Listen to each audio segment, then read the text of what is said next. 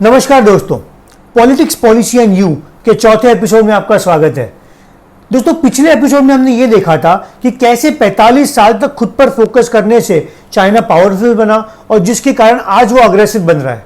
मैंने आपको प्रॉमिस किया था कि इस एपिसोड में मैं आपको वो 8 अनटोल्ड रीजंस बताऊंगा जो आपको मेन स्ट्रीम मीडिया नहीं बताती, जो चाइना के एक्शंस का आज कारण है। दोस्तों, आपको ये वीडियो सीरीज से अगर फायदा हो रहा है तो आपको दो चीजें करनी है। अगर आपको लगता है कि ये वीडियो आपको पसंद नहीं आया तो मेरे डिस्क्रिप्शन में आपको मेरे सोशल मीडिया के लिंक्स मिलेंगे, वहां पर कमेंट कीजिए और मुझे बताइए कि मैं कहां पर इंप्रूव कर सकता हूं। लेकिन अगर आपको इससे फायदा हो रहा है तो कृपया इस वीडियो को शेयर कीजिए, मुझे हेल्प कीजिए कि वीडियो ज्यादा से ज्यादा लोगों तक पहुंचे और चैनल को दोस्तों सब्सक्राइब करना ना भूलिए।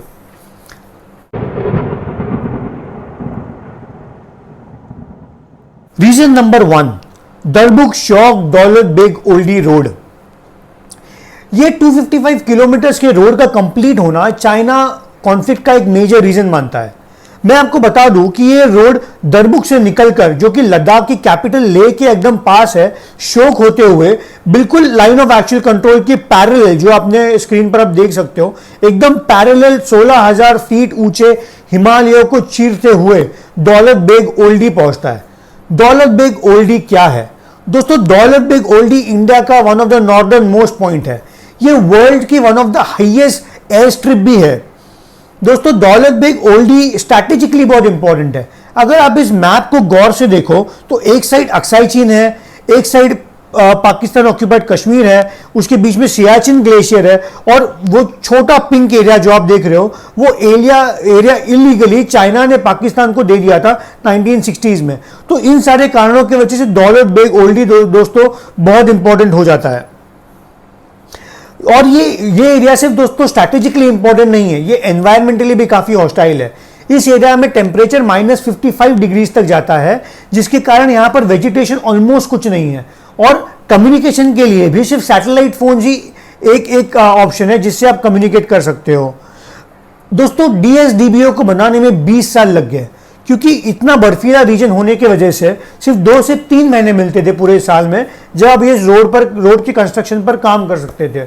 और पॉलिटिकल विल भी दोस्तों काफी इंपॉर्टेंट थी, जो कि 2014 के बाद काफी बड़ी है। तो अब सवाल यह आता है कि चाइना को डीबीओ या डीएसडीबीओ से क्या फर्क पड़ता है? दोस्तों, फर्क पड़ता है, क्योंकि अगर कल चाइना और इंडिया के बीच वॉर हो जाए तो सोचिए, डीएसडीबीओ बनने के पहले लेह से इस पॉइंट तक जाने के लिए 2 दिन लग जाते थे, लेकिन आज इस रोड की वजह से आप 6 घंटे में लेह से यहां पर पहुंच सकते हो। तो सोचिए, अगर वॉर के टाइम पे आपको बॉर्डर पर मेन मटेरियल या सामान या खाना या हथियार पहुंचाने हैं तो कितनी आसानी हो जाएगी।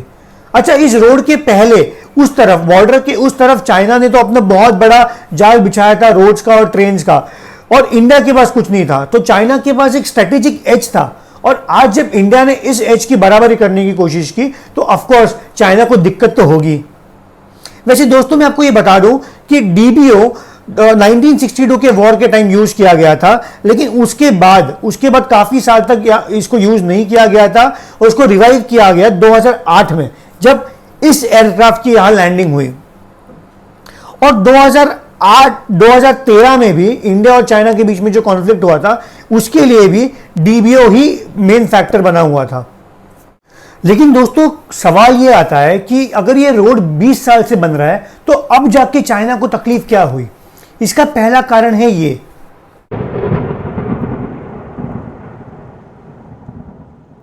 5 अगस्त 2019 को भारत ने आर्टिकल 370 को रिवोक किया।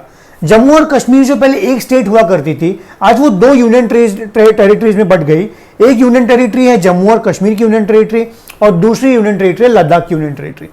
अब दोस्तों, यहां पर प्रॉब्लम यह है कि अक्साई चीन का रीजन, जो कॉन्ट्रोवर्शियल इंडिया और चाइना के बीच, और पीओके का रीजन, पाकिस्तान ऑक्यूपाइड कश्मीर का रीजन, जो कॉन्ट्रोवर्शियल इंडिया और पाकिस्तान के बीच, ये दोनों रीजन्स भी इससे इफेक्ट होते हैं। अब इनका कहना यह है कि इंडिया ने इलीगली ये दोनों रीजन्स को अपने मैप में दिखाया है। और पाकिस्तान और चाइना का याराना तो आप जानते हो। चाइना ने कहा कि कश्मीर एक हिस्टोरिकल इशू है और इंडिया इसको यूनिलैटरली चेंज नहीं कर सकता। इन दोनों दोस्तों को इस चीज से काफी प्रॉब्लम हुई, और इनका दर्द सिर्फ इकोनॉमिक दर्द नहीं था, इसके पीछे एक बहुत बड़ा गेम है। ये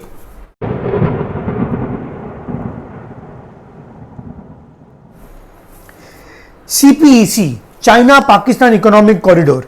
चाइना ने अपने दोस्त पाकिस्तान के घर पर, उसके देश में एक बहुत बड़ा इन्वेस्टमेंट किया है, जो कि एक रोड्स, पोर्ट्स का और एनर्जी प्रोजेक्ट्स और इकोनॉमिक जोन्स का एक बहुत बड़ा जाल CPEC के थ्रू चाइना बिछाएगा, जिसके लिए चाइना ने बहुत ज़्यादा इन्वेस्टमेंट भी की है।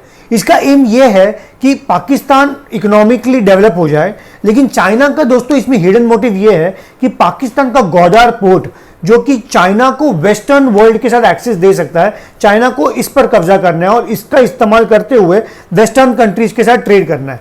आज अगर चाइना को यूरोप से और बाकी वेस्टर्न कंट्रीज के साथ ट्रेड करना होता है तो चाइना को घूम के जाना पड़ता है, जो कि सारे एफर्ट चाइना के बच जाएंगे अगर CPEC को वो स्टार्ट कर देता है।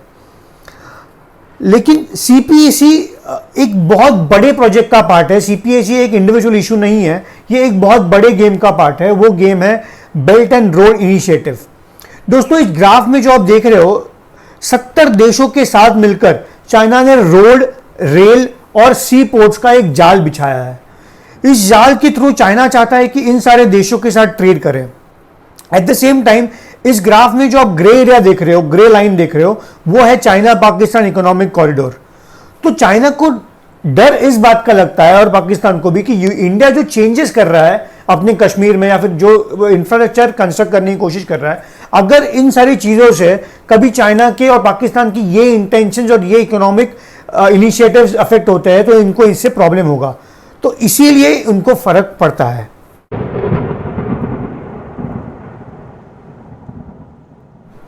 दोस्तों, जहां हम सब जानते हैं कि कोरोना वायरस की शुरुआत चाइना में हुई, चाइना ने हफ्तों तक कोविड के सीवियरिटी को नजरअंदाज किया, इसको डिनाई किया, जिसके कारण पूरी दुनिया में आज ये भयानक परिस्थिति निर्माण हुई। पूरी दुनिया का ये मानना है कि चाइना को इसके लिए जिम्मेदार ठहराना चाहिए।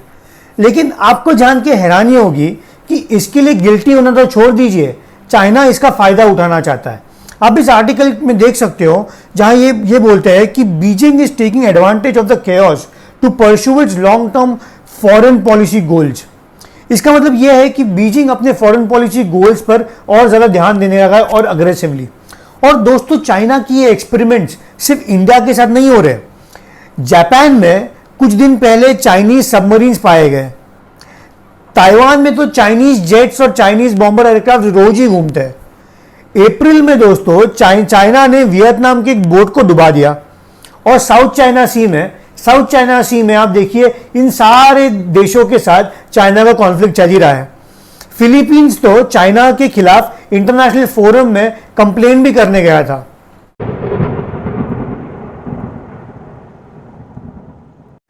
Training mobilization order TMO, Xi Jinping हर साल जनवरी में TMO ट्रेनिंग मोबिलाइजेशन ऑर्डर निकालता है।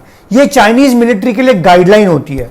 2019 के जनवरी में शी जिनपिंग ने यह बताया था कि aim should be to strengthen military training for high combat conditions and developing high readiness for the army. इसका मतलब यह था कि मल्टीपल फ्रंट्स पर अगर मल्टीपल देश चाइना पर हमला करे तो चाइनीज आर्मी कैसे इसको रिएक्ट करेगी, इसका टेस्ट करना। लेकिन यह चीज दोस्तों एक और चीज से रिलेटेड है जिसके बारे में मैंने आपको पिछले वीडियो में कहा था। तो 2049 तक चाइना का एम कंप्लीटली डेवलप कंट्री बनना और 2035 तक चाइना का एक कंप्लीटली मॉडर्नाइज मिलिट्री बनना। ये एम फुलफिल करने के लिए एक्सपर्ट्स का ये मानना है कि शायद 2020 एक ट्रेनिंग ग्राउंड है।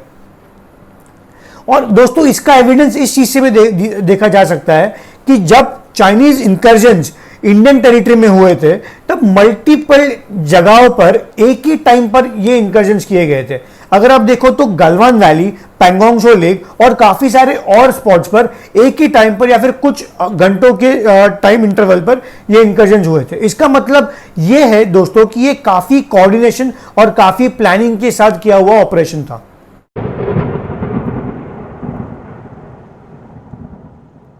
दोस्तों, इसके अलावा चाइना के काफी इंटरनल रीजंस भी है। हांगकांग में पिछले दिनों अब तक का सबसे बड़ा प्रो डेमोक्रेसी और एंटी चाइना प्रोटेस्ट हुआ। ताइवान और चाइना के बीच में कॉन्फ्लिक्ट तो चल ही रहा है। दोस्तों, अगर आपको हांगकांग और ताइवान को समझना है तो इन दोनों को समझने के लिए बहुत बढ़िया वीडियोस के लिंक मैंने डिस्क्रिप्शन में डाले हैं जो आप देख सकते हो। उसके अलावा दोस्तों, कोविड के मामलों में चाइना ने इनिशियली जैसे कोविड को संभाला, इसीलिए उसको इंटरनली काफी क्रिटिसाइज भी किया गया था। इकोनॉमी चाइना की दोस्तों एक डाउनवर्ड स्पाइरल पे देखी गई है और शी जिनपिंग ने एंटी करप्शन ड्राइव शुरू किए जो फिर काफी साल से चल रहे हैं और इस एंटी करप्शन ड्राइव्स की वजह से शी जिनपिंग के पार्टी के अंदर और पार्टी के बाहर काफी दुश्मन भी क्रिएट हो गए। और दोस्तों कहीं सुनी सुनाई बातें ये भी है कि शी जिनपिंग और प्रीमियर ली के बीच अनबन चल रही है। जब इंसान या फिर जब कोई भी लीडर इतने सारे प्रॉब्लम्स में घिरा होता है तो वो एक काम कर सकता है कि अपने देश के लोगों का ध्यान भटकाओ और नेशनलिज्म की सेंटिमेंट जगाओ। काफी सारे एक्सपर्ट्स का दोस्तों ये मानना है कि नेशनलिज्म की फीलिंग बढ़ाने के लिए शी जिनपिंग ने फिर से ताइवान, साउथ चाइना सी और इंडिया के इश्यूज को जगाया है ताकि लोगों का ध्यान भटकाया जा सके।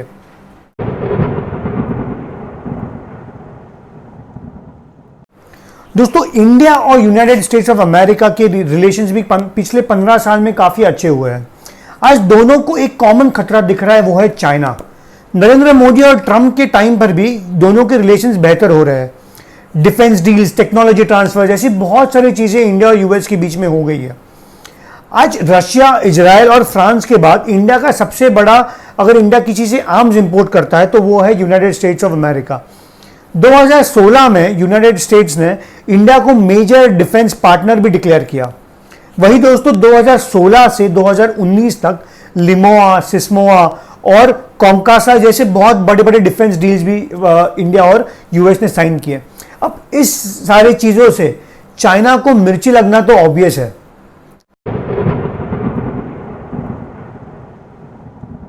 सारी रीजंस की वजह से अंतरा घोषाल सिंह के मुताबिक चाइना में इंटरनली काफी कंफ्यूजन है, जहां पे एक ग्रुप ऑफ स्कॉलर्स ये मानता है कि चाइना ने जो किया अच्छा किया क्योंकि इंडिया के बॉर्डर पर एक्टिविटी काफी बढ़ गई थी। इंडिया ऑलरेडी यूएस की एक प्रॉक्सी एलाय है और नियर फ्यूचर में इंडिया और चाइना का कोई कोऑपरेटिव फ्यूचर नहीं है। और 1962 के बाद जैसे इंडिया चुप बैठ गया वैसे वायलेंस से ही इंडिया चुप बैठ सकता है। तो दूसरा ग्रुप ये मानता है कि पहला ग्रुप काफी शॉर्ट साइटेड है। इंडिया इंटरनली अदरवाइज जो डिवाइडेड होता है धर्म के नाम पे, जाति के नाम पे और रीजन के नाम पे, वो चाइना जब इंडिया पर हमला करता है वही डिवाइडेड इंडिया यूनाइटेड हो जाता है, जो कि चाइना के इंटरेस्ट में नहीं है। और वो ये भी मानता है कि इंडिया एक राइजिंग पावर है जो कि चाइना के कभी भी काम आ सकता है। तो दोस्तों तीसरा ग्रुप ये मानता है कि चाइना का इंडिया के साथ मिलिट्रीली एंगेज होना पागलपन होगा, क्योंकि जहां पर चाइना को इक्विपमेंट, टेक्नोलॉजी और लॉजिस्टिक्स में फायदा है वही इंडिया को डिप्लॉयमेंट, सप्लाई लाइन और प्रैक्टिकल वॉर एक्सपीरियंस का एडवांटेज है जो चाइना के पास नहीं। तो काफी हद तक चाइना में स्कॉलर्स ये मानते हैं कि इंडिया के साथ कॉन्फ्लिक्ट का अभी टाइम नहीं आया है और वॉर से कोई फायदा नहीं होगा, क्योंकि चाइना इंडिया को जितना यहां से मारेगा इंडिया उतने ही जोर से यूएस के पास चला जाएगा, जो कि अगेन चाइना के इंटरेस्ट में नहीं है। वो ये मानते हैं कि चाइना को इंडिया के डिफरेंसेस का फायदा उठाना चाहिए, इंडिया को इकोनॉमिकली एक्सप्लॉइट करना चाहिए और इंडिया को जियोपॉलिटिकली एनसर्कल करना चाहिए, और इससे वो इंडिया को ज्यादा वीक कर सकता है, ना कि वॉर से। तो दोस्तों चाइना का ये बड़ा गेम समझना बहुत इंपॉर्टेंट था। तो दोस्तों ये वीडियो आपको कैसा लगा मुझे कमेंट सेक्शन में जरूर बताइएगा, और मेरे चैनल को सब्सक्राइब करना ना भूलिए और इस वीडियो को मैक्सिमम लोगों के साथ शेयर कीजिए, क्योंकि ये चाइना का बड़ा गेम लोगों को समझना भी बहुत इंपॉर्टेंट है। दोस्तों आप मुझे फेसबुक पर फॉलो कर सकते हैं, मेरा फेसबुक पेज की लिंक मैंने नीचे दी है, और मुझे ट्विटर पर भी फॉलो कीजिएगा। मैं सोच रहा हूं कि इस वीक में आपके साथ एक यूट्यूब लाइव किया जाए, जिसके डिटेल्स मैं आपको मेरे सोशल मीडिया हैंडल्स पर ही बताऊंगा। और दोस्तों अगले वीडियो में हम लोग ये जानेंगे कि हम चाइना का मुकाबला कैसे करें। आत्मनिर्भर भारत की जो बात हो रही है वो एग्जैक्टली आत्मनिर्भर भारत क्या है। तब तक के लिए दोस्तों अपना ख्याल रखिएगा। Thank you very much.